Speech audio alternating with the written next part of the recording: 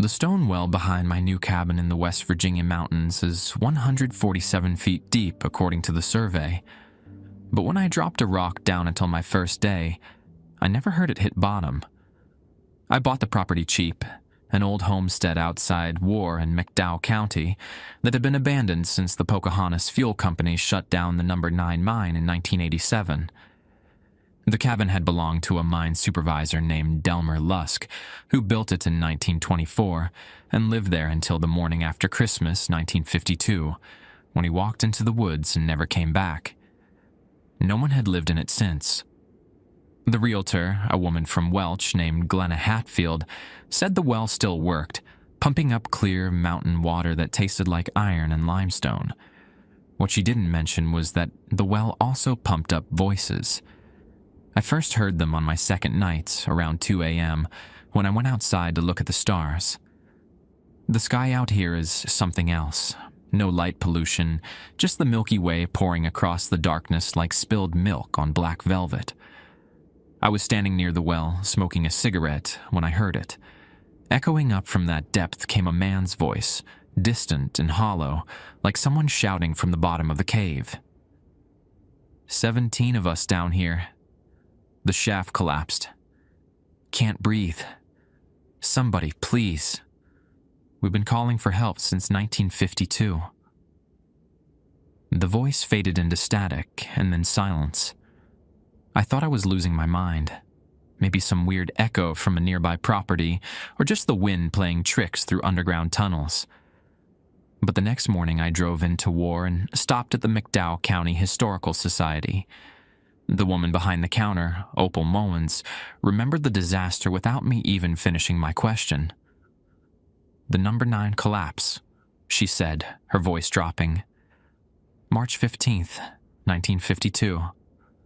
17 men trapped when the ceiling gave out in the 3rd level. Company tried digging for 3 days, then declared it too dangerous and sealed the entrance. Said the bodies would be recovered when conditions allowed. Conditions never allowed. She showed me the newspaper clipping from the Welch Daily News. Coal mine disaster. 17 workers trapped underground. Rescue efforts abandoned after 3 days. The mine that collapsed was directly beneath where my cabin now stands, and according to company records Opal pulled from the dusty filing cabinet, the Lusk well had been drilled in 1951 specifically to tap into an underground aquifer connected to the mine's lower chambers. The company wanted the water for their coal washing operations. When the mine collapsed, that aquifer slowly flooded the chamber where the 17 men were trapped. They didn't die from the cave-in. They drowned. Over 3 days. And somehow, the voices have been rising up through my well ever since. My name is Travis Adkins. I'm 34 years old, recently divorced, and I moved to McDowell County from Huntington to escape the noise of my old life. I wanted silence. I found something else entirely. Over the next week, I heard the voices every night at 2 a.m. Always the same 17 men, always saying the same things, sometimes calling for help, their words overlapping into a chorus of desperation that echoed up the stone shaft like prayers from a congregation that had forgotten how to hope. Sometimes arguing with each other about whether to try digging out or wait for rescue. I learned their names by listening. Virgil Stacy was the youngest, only 19. He cried for his mother most nights. Earl Blankenship was the shift foreman, and he kept trying to organize the others, his voice hoarse from shouting instructions into the dark. Hobart Jesse sang hymns, precious memories mostly, his baritone wavering but never stopping. And there was a man named Cletus Toller who kept repeating the same phrase over and over. The water's rising. Lord God, the water's rising. I started keeping a notebook. I'd sit on my back porch with a lantern and the bottle of Evan Williams, scribbling down everything I heard. Part of me thought if I could document it, maybe I could explain it. Maybe there was some scientific reason for voices to travel up through an aquifer, some acoustic phenomenon I could research and rationalize away. Then, 6 nights after I moved in, I heard something different. One of the voices, Earl Blankenship, I think, came through clearer than before. Not echoing, not distant. Close, like he was standing just below the well's lip, looking up at me through the dark. "There's someone up there," he said. "I can hear footsteps on the ground above us. Hello? Hello? Can you hear us?" I didn't answer. My hand froze over my notebook, pen hovering. "We've been down here for 72 years, Earl continued. "Please, get us out. Get us out before we have to pull someone else down here. Before the well takes another one." I wanted to speak, to tell him I could hear him, but something stopped me, some instinct older than language. "It's hungry," Earl whispered. "It's always hungry. It takes one person every 10 years, pulls them down to replace one of us, and we get to leave for a little while before it pulls us back. Please, don't come near the well after dark. Don't look down into it. Don't let it see your face, because if it sees you, it'll want you. It'll reach up and..." The voice cut off with a sound like rushing water. Then I heard something else. Footsteps. Coming up the well. Climbing. Getting closer to the surface. To me. To the edge where I was standing. I ran. I don't remember crossing the yard.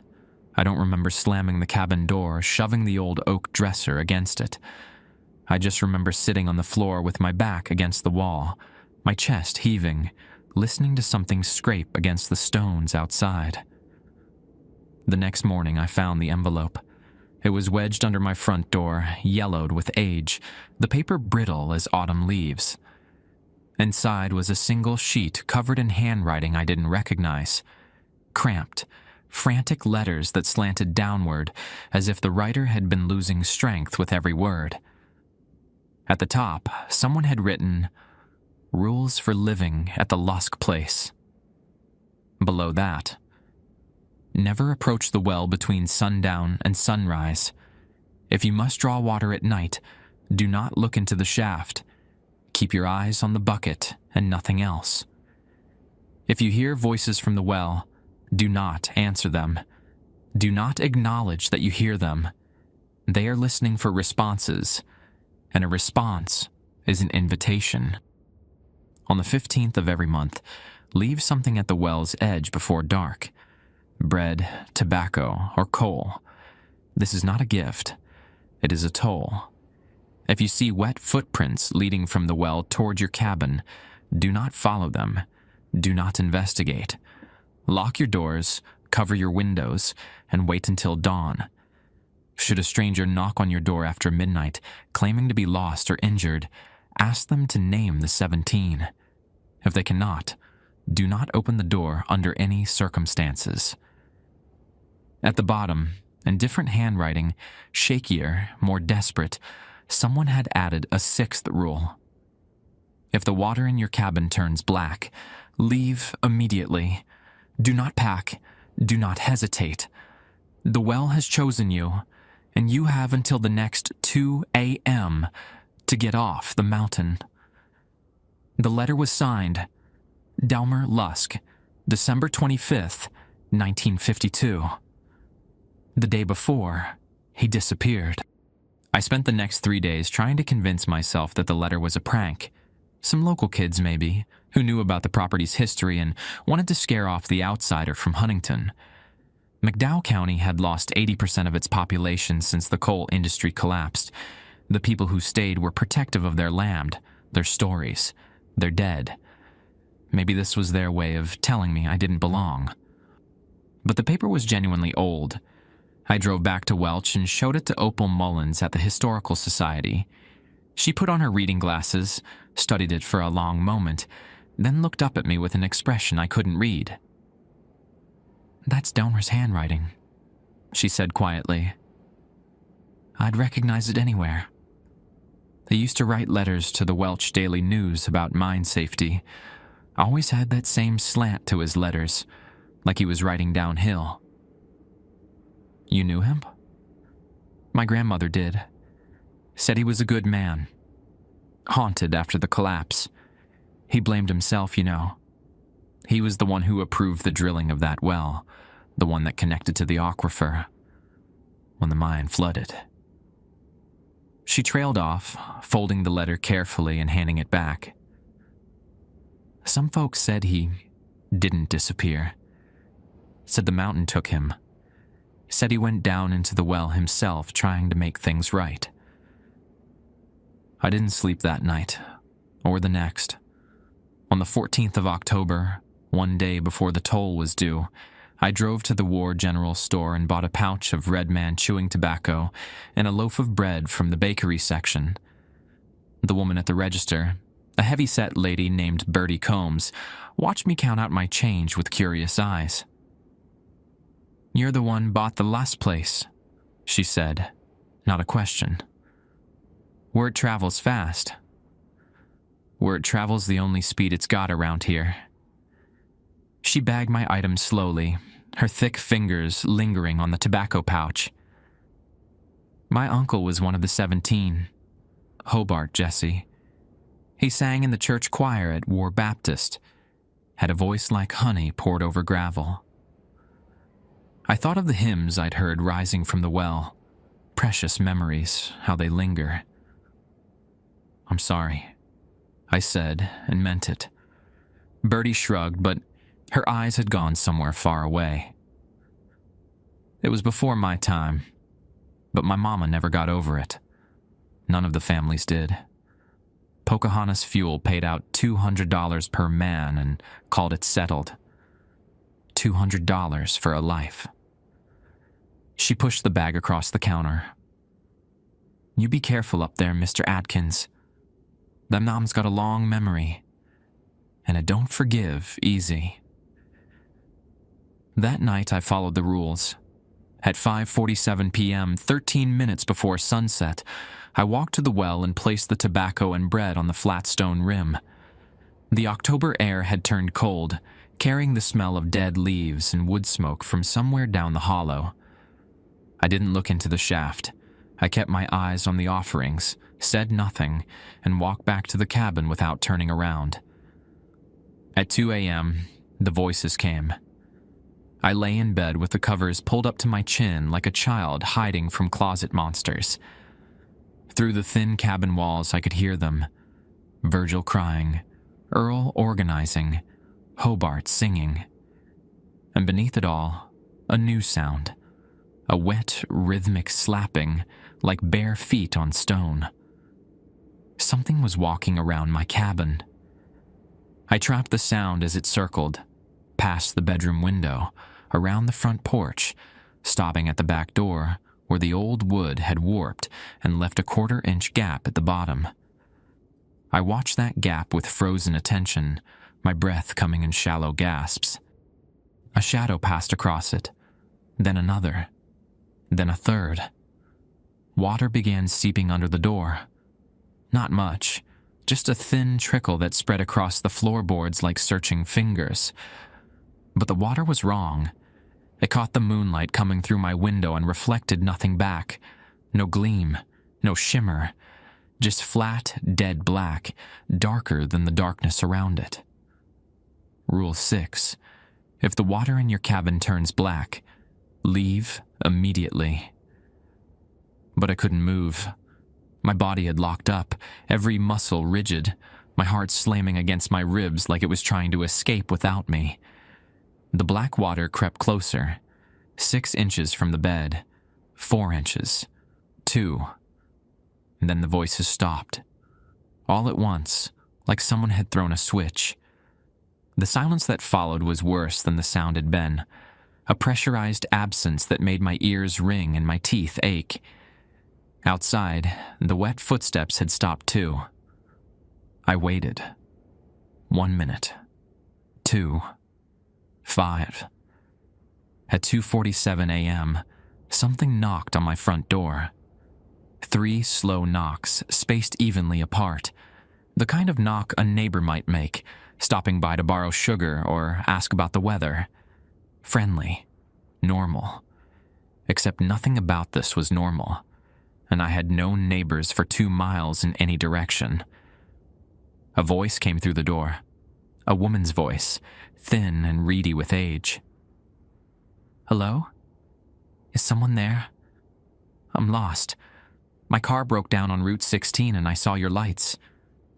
Please, it's so cold out here. I just need to use your phone." Rule 5. Ask them to name the 17. I found my voice somewhere in the wreckage of my courage. "Name the 17.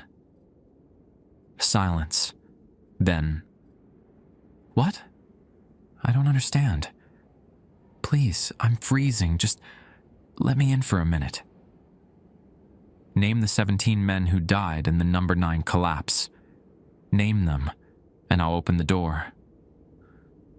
The silence stretched longer this time. I could hear breathing on the other side, wet, gurgling breaths that didn't sound like they came from human lungs. Then the woman's voice came again, but it had changed, dropped lower, taken on a resonance that seemed to come from somewhere beneath the earth. Virgil Stacy, Earl Blankenship, Hobart Jesse, Cletus Toller, Raymond Pruitt, Orban Lester, Sherman Vance, Dewey Sizemore, Duford McCoy, Grover Stillwell, Amos Christian, Walter Reith, Herschel Blankenship, Talmadge Horn, Everett Duty, Floyd Stanley, and Delmer Lusk. "That's only 16 miners," I whispered. "Delmer wasn't in the mine. He was the supervisor. He didn't die in the collapse." The breathing on the other side of the door stopped. "No," the voice said, and now it was Earl Blankenship's voice, clear as day. "He didn't die in the collapse. He died in the well. He came down to us, Mr. Atkins, came down to apologize. And now he's one of us. 17 souls, trapped together, forever and ever, until someone takes our place." The door shuddered once, hard, like something heavy had thrown itself against it. Then, nothing. When dawn finally broke over the ridgeline, I found 17 sets of wet footprints leading from the well to my cabin door, and 17 sets leading back. I should have left that morning, packed my truck, drove back to Huntington, and never looked at McDowell County in my rearview mirror again. That's what any sensible person would have done.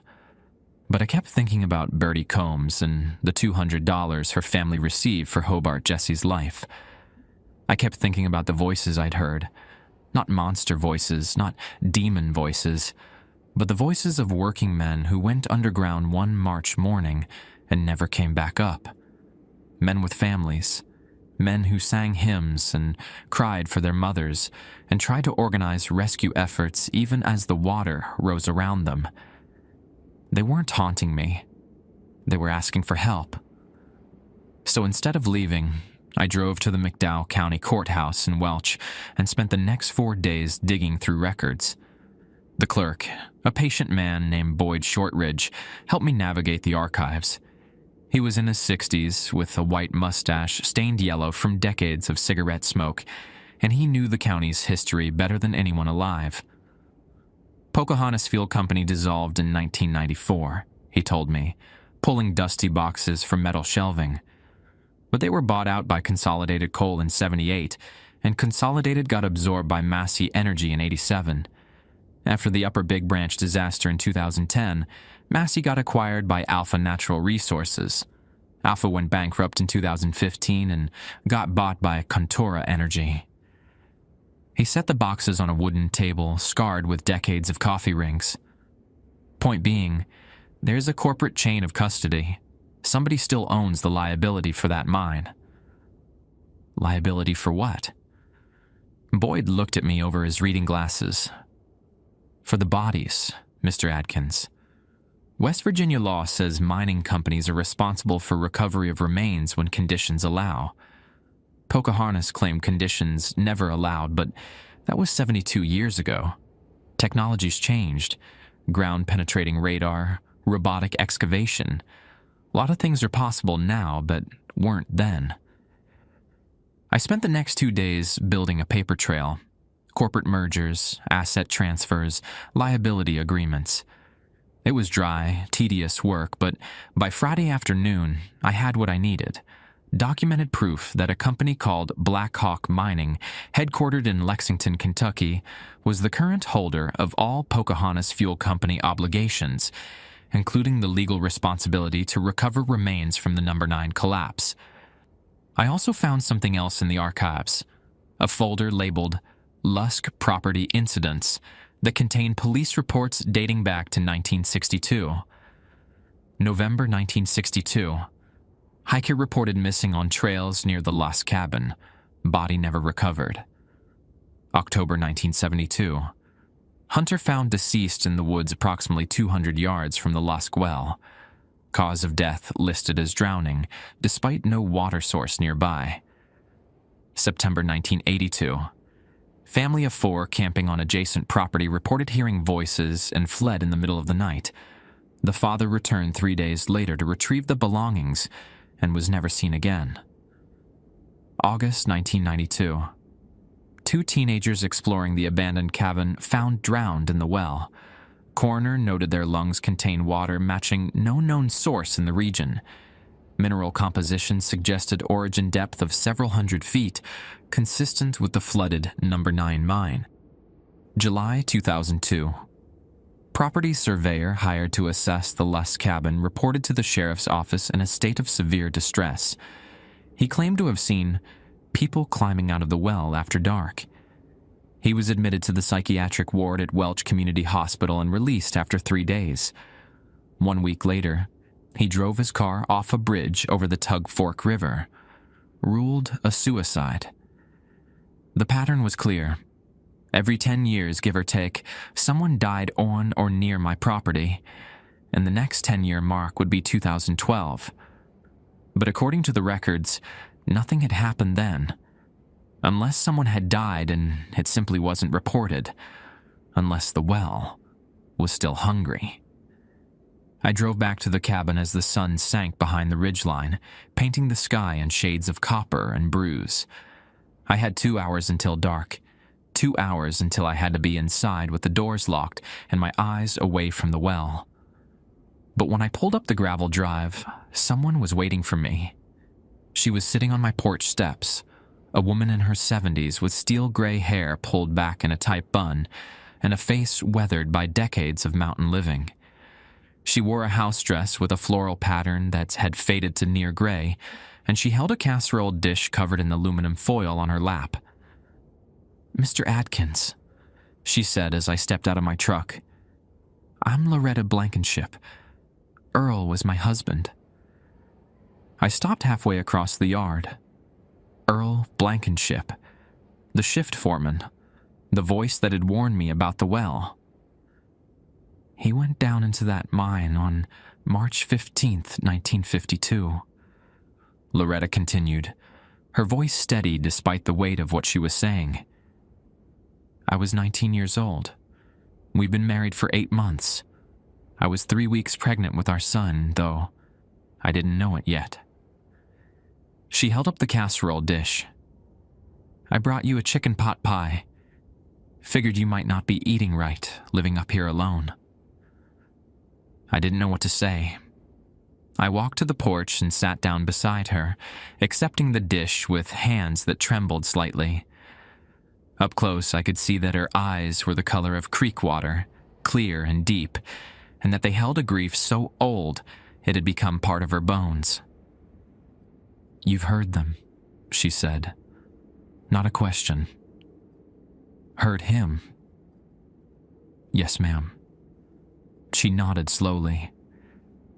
I used to come up here, back when Delmer still owned the place, before he went down. I'd sit by that well for hours just listening. Earl would talk to me, tell me about the others, how they were holding up, whether Virgil had stopped crying yet. Her voice cracked just once before she steadied it. Then Delmer went down and Earl stopped talking to me, like he was ashamed, like he didn't want me to know what they'd become. What have they become, Mrs. Blankenship? She was quiet for a long moment, watching the sun disappear behind the mountain. When she spoke again, her voice was barely louder than the wind. They're not men anymore, Mr. Atkins. Not entirely. 72 years in that water, in that dark, with nothing but each other and the thing that lives down there. It changes you, breaks you apart and puts you back together. Wrong. She turned to look at me, and in the failing light, her eyes seemed to hold something ancient and terrible. But they're still in there somewhere, still calling for help, still hoping someone will come get them out. How do I help them? Loretta stood slowly, her knees cracking with the effort. She straightened her house dress and looked down at me with an expression that mixed hope and warning in equal measure. You get their bodies out of that mine. You give them proper burials. You put their names on headstones so people remember they existed. She started walking toward an old Ford pickup parked at the edge of my property. And you do it before November, Mr. Atkins. Because that's when the well gets hungry again. That's when it takes its next one. She paused at her truck door and looked back at me. Earl says you're a good man. Says you remind him of Delmer before the guilt ate him hollow. Don't let this mountain meet you too. Then she was gone, taillights disappearing down the gravel road, leaving me alone with a chicken pot pie and a list of the dead. The sun had set. The well stood silent in the darkness, waiting.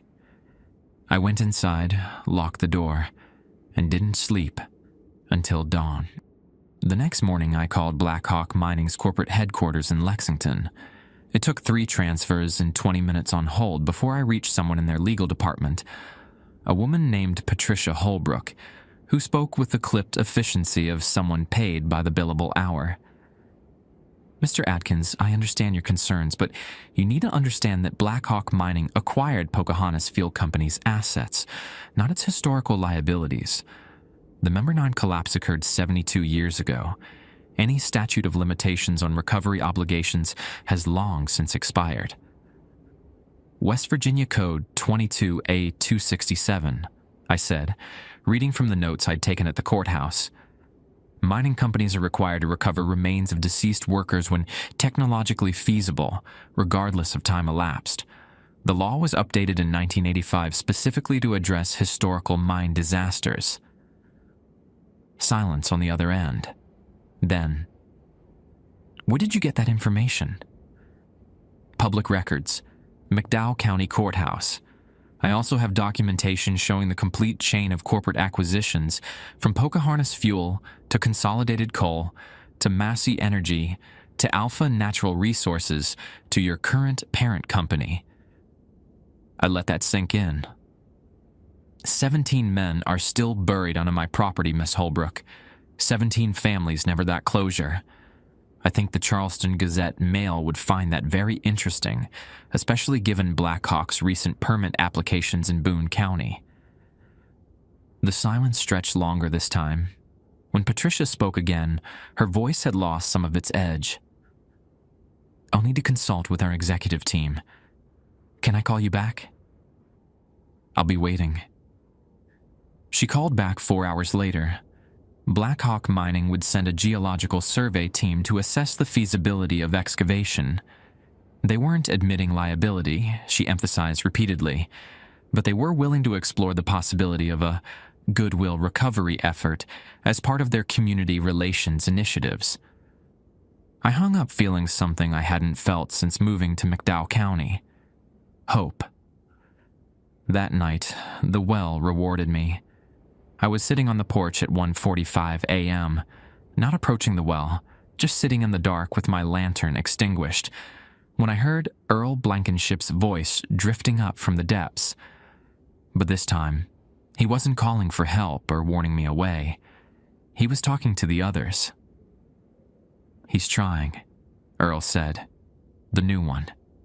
He's actually trying to get us out." "Won't work." That was Cletus Toller, his voice thick with decades of bitterness. "Company men don't care about folks like us. Never did, never will." "This one's different."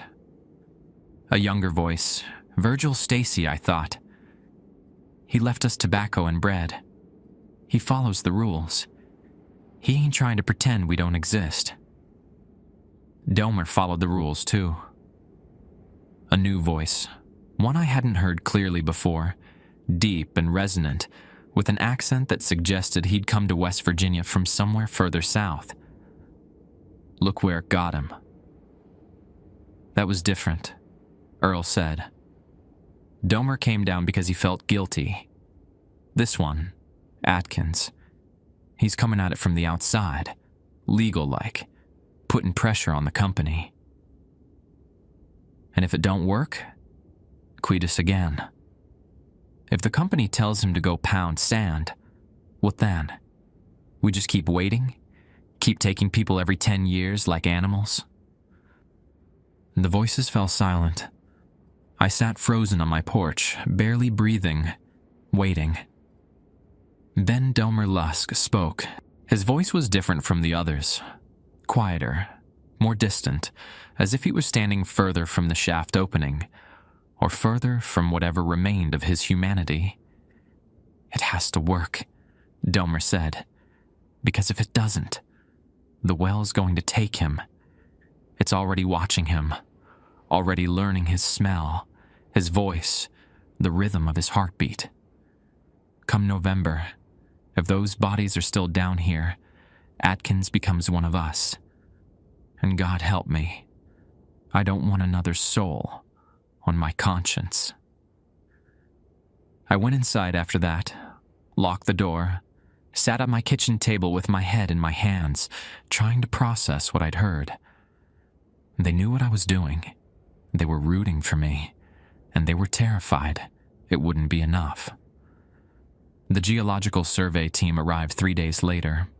There were 4 of them, all wearing hard hats and Blackhawk mining windbreakers, carrying equipment I didn't recognize.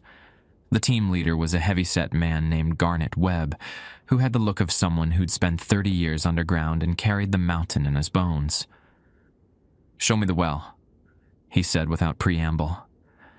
I led them around the cabin to the stone structure. In daylight, it looked almost peaceful. Just an old well with a wooden cover, surrounded by autumn leaves and the last stubborn wildflowers of the season. Garnet studied it for a long moment, then pulled on a device that looked like an oversized tablet. "Ground-penetrating radar," he explained, running it slowly around the well's perimeter. "Lets us see what's underneath without drilling." He frowned at the screen. "That's odd." "What?" "The aquifer your well taps into. It's connected to a much larger underground chamber. Looks like a natural cave system that intersects with the old number 9 workings." He traced something on the screen with his finger. "The mine collapse in 52 didn't just trap those men. It sealed them into this cave. And based on these readings, the cave is mostly flooded now, but there's an air pocket near the ceiling. About 30 feet of open space above the waterline." "What does that mean?" Garnet looked at me with an expression I couldn't read. "It means if anyone survived the initial collapse, if they made it to that air pocket, they could have lived for days, maybe weeks, if they had water to drink. He paused. The water would have been right there, of course, rising slowly, inch by inch. They would have watched it come for them. One of the other surveyors, a younger woman with her hair pulled back under her hard hat, spoke up. "There's something else, Garnet. Look at this." She pointed to the radar screen. Even I could see it. A cluster of shapes at the bottom of the flooded chamber, roughly human-sized, arranged in a circle.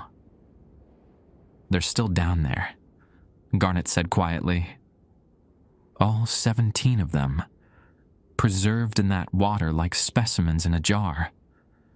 He turned to me. "Mr. Adkins, I've been doing this work for 31 years.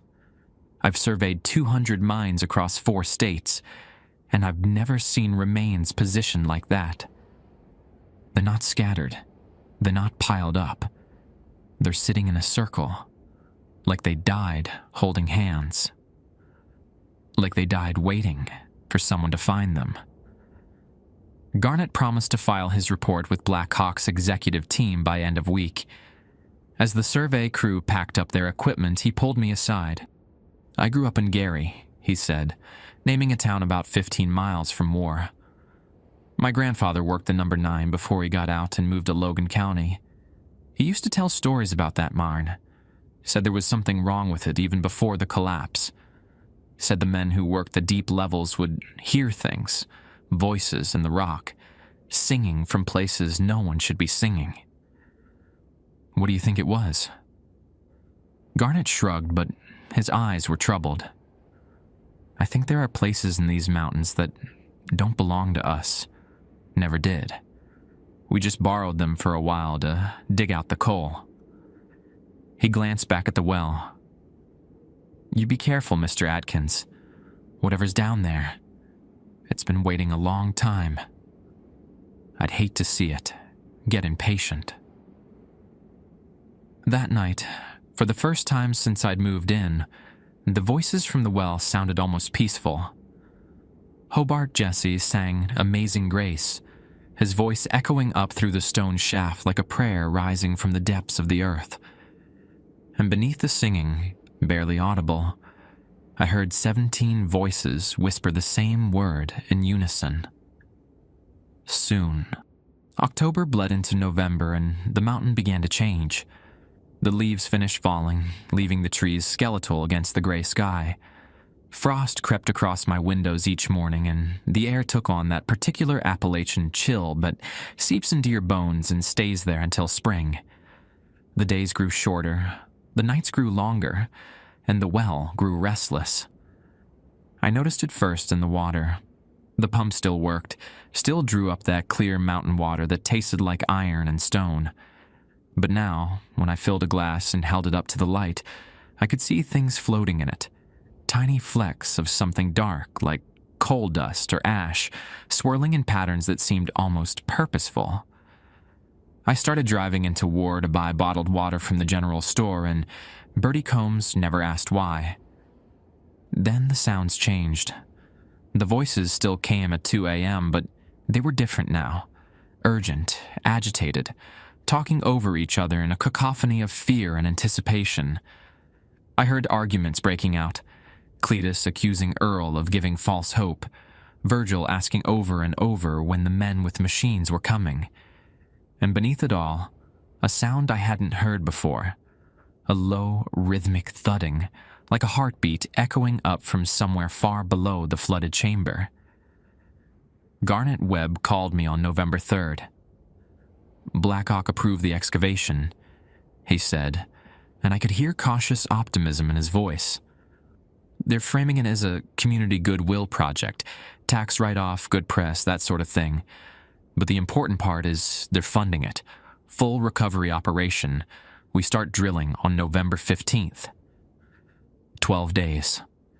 I had 12 days to keep the well satisfied, to follow the rules, to stay alive long enough for the excavation to begin. There's a complication," Garnet continued. "The safest access point is through your property. We'll need to set up equipment around the well itself, use it as our primary shaft for the recovery operation. You'll have workers on site around the clock for at least 2 weeks. That's fine. Whatever you need. Mr. Adkins. Garnett paused, and when he spoke again, his voice had dropped. Some of my crew, the ones who did the initial survey, they've been having nightmares. Bad ones. Drowning dreams mostly. Waking up gasping for air, feeling like their lungs are full of water. Another pause. I'm not a superstitious man. 30 years in mining knocked that out of me early. But there's something about this job that doesn't sit right. Just be careful until we get there, okay? I promised I would. Then I hung up and looked out my window at the well, sitting silent in the November gloom, and wondered if 12 days was going to be long enough. It wasn't. On November 7th, I made a mistake. I'd been so careful, following every rule, leaving offerings on the 15th of October, never approaching the well after dark, never acknowledging the voices. But that night, something woke me at 1:30 a.m., half an hour before the usual time, and I stumbled to the bathroom without thinking. The water that came out of the tap was black. Not dark, not murky. Black, like ink, like oil, like the empty space between stars. It splashed into the white porcelain sink and left stains that looked like reaching fingers. The snow hit me a moment later. Copper and brine, and something older, something that had been sealed away from air and light for 7 decades. Rule 6. But the water in your cabin turns black. Leave immediately. I ran to the bedroom, grabbed my keys and wallet, didn't bother with shoes or a jacket.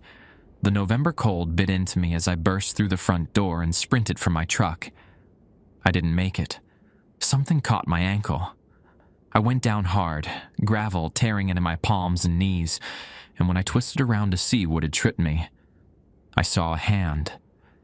It was reaching up from the ground itself, fingers caked with mud and something darker, gripping my ankle with strength that shouldn't have been possible. The flesh was waterlogged, pale as cave fish, and I could see bone gleaming through splits in the skin. Behind it, more hands were emerging from the earth. 2, 5, 8, all reaching for me, all pulling themselves up from below like swimmers clawing toward the surface. I screamed, kicked at the hand holding me, felt my heel connect with something soft that gave way with a wet, rotten sound. The grip loosened just enough for me to wrench free, and I scrambled backward on torn hands and bleeding knees until I hit the side of my truck. The hands stopped. All of them, frozen in place, fingers still extended toward where I'd been lying. For a moment, nothing moved. Then, slowly, they began to sink back into the earth, retreating inch by inch until only the disturbed soil remained.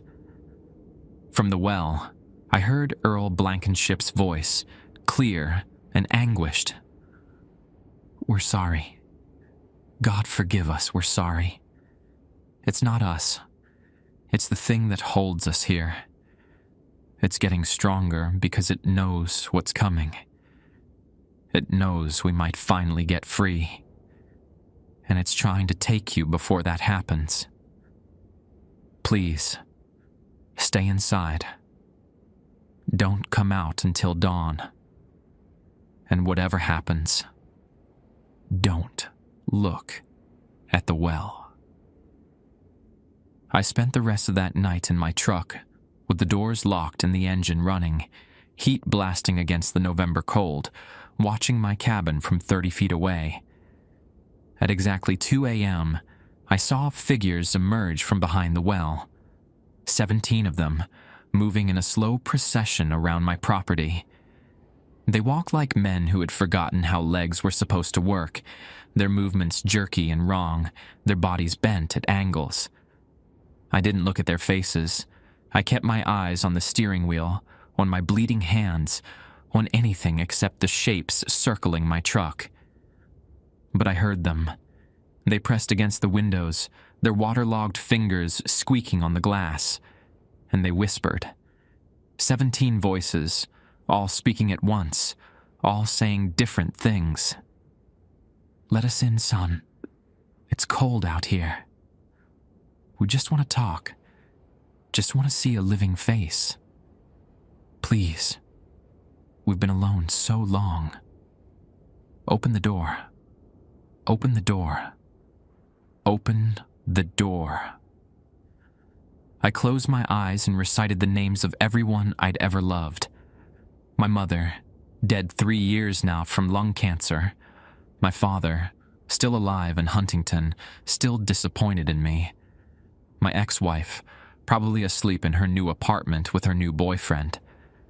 I said their names like prayers, like talismans against the things pressing against my truck, and I waited for dawn. When the sun finally crested the ridge at 6:47 a.m., the figures were gone. My cabin door hung open, swinging in the morning breeze. Inside, I found every faucet running black water, every drain overflowing, puddles spreading across the floor in shapes that looked almost like letters, almost like words. I shut off the water main and called Garnet Webb. "We need to move up the timeline," I said. "Whatever's down there, it's not waiting until November 15th. It's coming for me now." Garnet was quiet for a long moment. Then, "I'll see what I can do. Might be able to get a crew there by the 10th if I pull some strings. Make it the 9th, please." "I'll try it, Mr. Adkins. But in the meantime, is there somewhere else you can stay? Family, friends, anyone who could put you up for a few days?" I thought about it.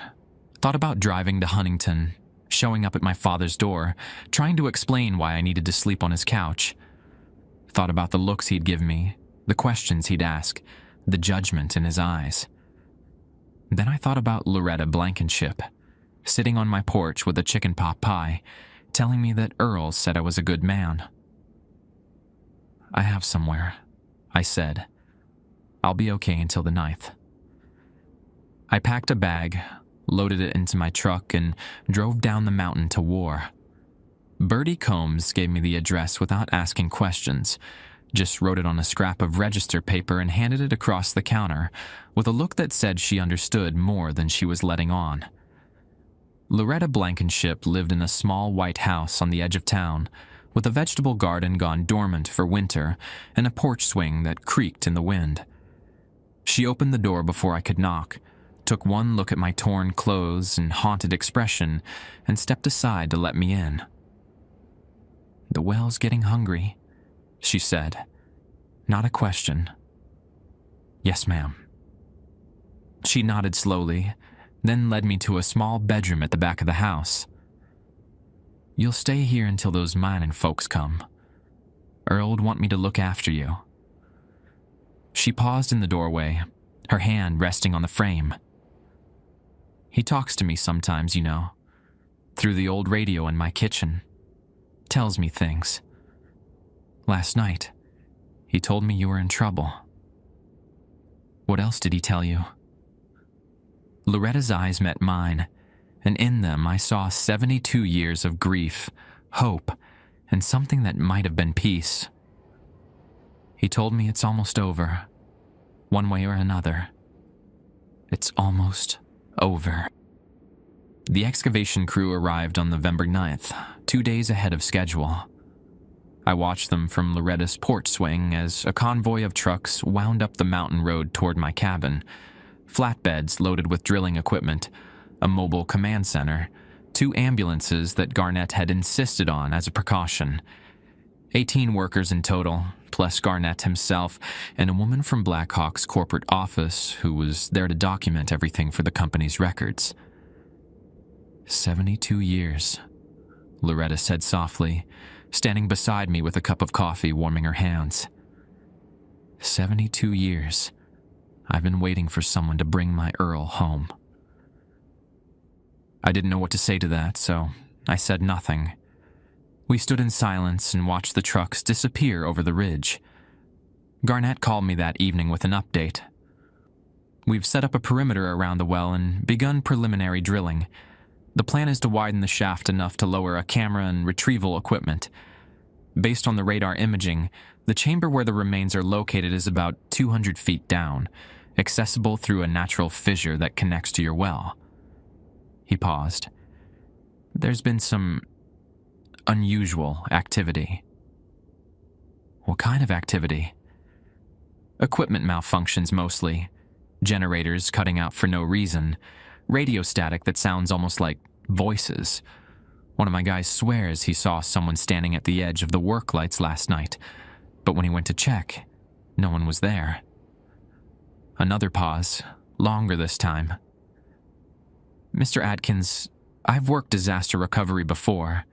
Cave-ins, explosions, flooding. I've seen it all. But I've never felt anything like what I'm feeling on your property. It's like the air itself is waiting for something. It is, I said. It's waiting to see if you succeed. The drilling continued through November 10th and into the 11th.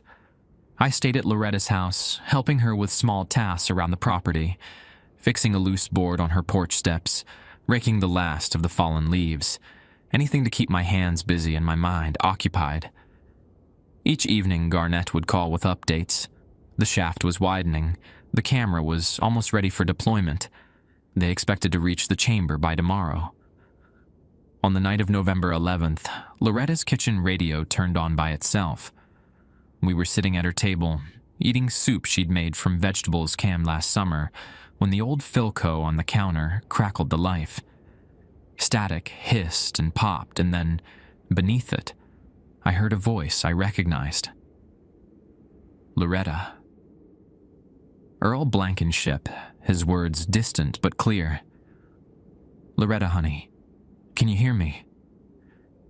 Loretta's spoon clattered against her bowl. Her hands were shaking as she rose from the table and approached the radio, reaching out to touch the wooden casing like she was touching a living thing. I hear you, Earl. I always hear you. They're coming for us. His voice wavered, caught between hope and terror. The men with the machines, they're almost through, but the thing down here, it knows. It's fighting back. It's trying to stop them. How? I asked, stepping closer to the radio. How is it fighting back? A burst of static. Then Earl's voice returned, weaker now. It's in the water. It's always been in the water. When the company drilled that well, they broke through into something old, something that was sleeping in that underground lake. The collapse woke it up, and when we drowned, it took us, made us part of itself.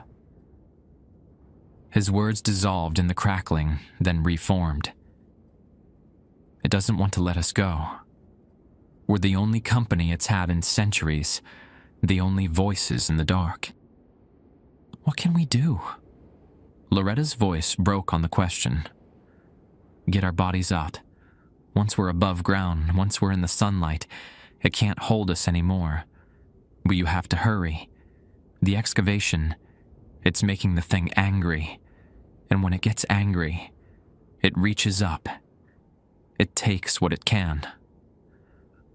Earl's voice faded almost to nothing, then surged back. Travis, are you there? I'm here. Don't go back to the cabin until it's done. Promise me. Whatever happens, whatever you hear, don't go back until they've brought us up. The thing knows your face now. It wants you more than it's wanted anyone in decades. If you give it a chance, it'll take you. And then there'll be 18 of us down here, and I don't think my soul could bear that weight. The radio went dead. Loretta and I sat in silence for a long time after that, the soup growing cold on the table between us. Finally, she reached across and took my hand. He was a good man, she said. Best man I ever knew. Worked 12-hour shifts underground and still came home with enough energy to dance with me in the kitchen. Tears rolled down her weathered cheeks, but she didn't wipe them away. 72 years I've been waiting to bury him proper, to put a stone over his head with his name on it, to have somewhere I can go and talk to him that isn't a kitchen radio or a haunted well. Tomorrow, I said. Garnett thinks they'll reach the chamber tomorrow. When tomorrow it ends, one way or another. We went to bed after that, but I didn't sleep. I lay in the narrow guest bed, staring at the ceiling, listening to the wind rattle the windows and thinking about 17 men sitting in a circle at the bottom of a flooded cave, holding hands as the water rose around them. At 2 a.m., my phone rang. It was going out, and his voice was wrong, pitched high with panic, words tumbling over each other. Something's happening at the site. The well. Water's coming up. Black water, pouring out of the shaft like a fountain. And there are shapes in it. Faces. Arms. My crew is evacuating, but some of them aren't responding to radio, and I can't find... The line went dead. I was out of bed before I knew I was moving, pulling on clothes, grabbing my keys. Loretta met me in the hallway, her housecoat wrapped tight around her thin frame. "Don't," she said. "Earl told you not to go back. People might be dying up there. And if you go, you'll die too. Then all of this, everything you've done, everything Earl and the others have hoped for, it'll be for nothing." I hesitated, my hand on the front door. She was right. I knew she was right. But I could still hear Garnett's panicked voice in my ear, could still imagine those workers, 18 of them just trying to do a job, being dragged down into the dark. "I have to try," I said. "If I don't, I'll never be able to live with myself." Loretta looked at me for a long moment. Then she nodded slowly and walked to a closet near the kitchen.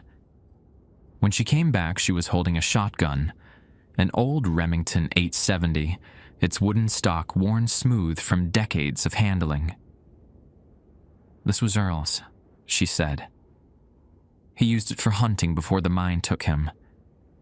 I don't know if it'll do any good against what's up there, but..." She pressed it into my hands. "At least you won't be going empty-handed." I took the gun, checked the chamber. 4 shells, buckshot, the brass tarnished with age but still serviceable. "Thank you, Mrs. Blankenship." "Loretta," she corrected. "And when you bring my Earl home, you can thank me properly." She opened the front door, and the November wind rushed in, carrying the smell of dead leaves and coming snow. "Now go. And for God's sake, don't let that thing see your face." I drove up the mountain with the shotgun on the passenger seat and my heart trying to hammer its way out of my chest. The road wound through darkness, my headlights cutting weak tunnels through the black, and all around me the trees pressed close like witnesses to something ancient and terrible. When I crested the final ridge and saw my cabin, I understood why Garnett had sounded so afraid. The well was erupting. Black water geysered from the stone shaft, rising 20 feet into the air before cascading down in sheets that spread across the frozen ground. In the water, caught in the beam of the work lights, I could see them. Faces. Dozens of faces, pressing against the surface of the flood like swimmers trapped beneath ice. Arms reached up, grasping at nothing, mouths opened in silent screamings. And at the center of it all, rising from the well itself, was something that had never been human. It was vast and dark and wrong, a shape made of water and shadow and 7 decades of accumulated grief. It had too many limbs, or maybe no limbs at all, just extensions that reached and grasped and pulled. Where its face should have been, that was only a void, a darkness that swallowed light and gave nothing back. The thing from the underground lake. The thing that had been sleeping until the company drilled too deep. It turned toward me, and even without eyes, I knew it could see me. I raised Earl Blankenship's shotgun and stepped into the flood. The water was freezing. It soaked through my boots, my jeans, climbed up my legs with fingers of ice that seemed to grip and pull. All around me, the black flood swirled with faces I almost recognized, mouths open, eyes hollow, hands reaching up from the depths like drowning men begging for rescue. I waded toward the well, the shotgun raised, though I had no idea what good buckshot would do against something made of water and shadow and 72 years of trapped souls. The entity turned its attention fully toward me. I felt it more than saw it, a pressure against my mind, a weight that pressed down on my thoughts like a hand crushing an insect. Images flooded through me, dark water rising inch by inch, the taste of copper and stone, the sound of men praying and crying and eventually falling silent one by one. I experienced their deaths in the space of a heartbeat, felt what it was like to breathe water, to feel your lungs fill with cold darkness, to reach for a hand that was no longer there. The entity was showing me what it had, what it owned, what it would never let go. "Travis." Garnet's voice cut through the nightmare. I turned and saw him stumbling toward me through the flood, his hard hat gone, his face streaked with mud and something darker. Behind him, the excavation equipment sat abandoned, generators still humming, work lights casting wild shadows across the chaos. "The crew. Most of them got out," Garnet shouted over the roar of water. "But the drilling. We broke through. The chamber is open. The retrieval equipment is in place. If we can just..." The entity lashed out. A tendril of black water caught Garnet across the chest and sent him flying. He hit the side of my cabin with a sound like a bag of wet cement and slid down to the ground, groaning. I ran to him, fighting against the current that seemed to push back with every step. Garnet, stay with me." His eyes fluttered open. Blood trickled from a gash from his forehead, but he was alive. "The winch," he gasped, pointing toward the well. "The retrieval winch. It's automated. Once it's activated, it'll lower into the chamber and bring up whatever it finds. The remains. All 17 of them." "How do I activate it?" "Control panel on the drilling rig. Green button." He coughed, and more blood came up. "But someone has to stay by the well. Has to guide the cable down. Make sure it doesn't snag on the fissure walls." I looked at the well, at the entity rising from it like a nightmare given form. The thing had no face, but I could feel it watching me, feel its hunger radiating outward like heat from a fire. It wanted me. Earl had said so. It wanted me more than it had wanted anyone in decades. Maybe I could use that. "Stay here," I told Garnet. "Don't move." I left him propped against the cabin and waded toward the drilling rig.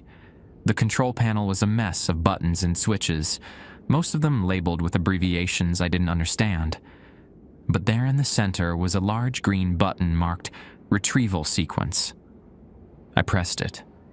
The winch whirred to life. A thick steel cable began unspooling from a massive drum, descending into the widened shaft of the well. The entity shrieked, a sound that wasn't a sound, a vibration that I felt in my teeth and my bones, and somewhere deeper, in the part of me that remembered being prey on the ancient savanna. I didn't want to let them go. I grabbed a work light from the ground and ran toward the well, splashing through the black water, feeling hands brush against my ankles with every step. The dead miners, or whatever remained of them, were trying to pull me down, but they were also trying to help. I could feel the conflict in their grip, the war between what the entity wanted and what they wanted, between the thing that had absorbed them and the men they had once been. "Earl!" I shouted into the chaos. "Earl Blankenship, can you hear me?" The entity surged toward me. I raised the shotgun and fired. The blast tore through the water's shadow, scattering it momentarily, opening a gap in the thing's form. It reformed almost instantly, but the moment of disruption was enough. From the well, I heard Earl's voice, clearer than it had ever been. "We're trying. We're holding it back. Get the cable down. Get our bodies out. That's the only way to end this." I reached the well's edge and looked down. The shaft descended into darkness, but I could see the glint of the steel cable disappearing into the depths. And far below, caught in the beam of my work light, I saw them. 17 figures, still arranged in their circle, still holding hands, their bodies preserved by the cold and the minerals and whatever unholy force had kept them intact for 7 decades. The retrieval apparatus was descending toward them. A metal cage designed the cradle remains, fitted with straps and supports. It was 30 feet above them. 20. 10. The entity screamed again and threw itself at me. I went down hard, the shotgun flying from my grip, black water filling my mouth and nose. I couldn't breathe, couldn't see. Hands were everywhere, pulling at my clothes, my hair, and my face. I felt myself being dragged toward the well, felt the stone rims scrape against my back as something tried to tip me over the edge. Then other hands grabbed me, pulled me back. Through the water in my eyes, I saw them. 17 figures made of shadow and memory, standing between me and the entity. Earl Blankenship at their center, his form more solid than the others, his face almost recognizable. "Go," he said, his voice like wind through a hollow tree. "Get clear. We'll hold it." Earl, 72 years we've been trapped with this thing. 72 years of being part of it, feeling what it feels, wanting what it wants. His shadow face twisted into something that might have been a smile. We know its weaknesses. We know how to hurt it. And right now, it's more afraid of losing us than it's ever been of anything. Behind him, the other miners pressed forward, their combined forms creating a barrier between the entity and the well. I heard Virgil Stacy's voice, young and fierce.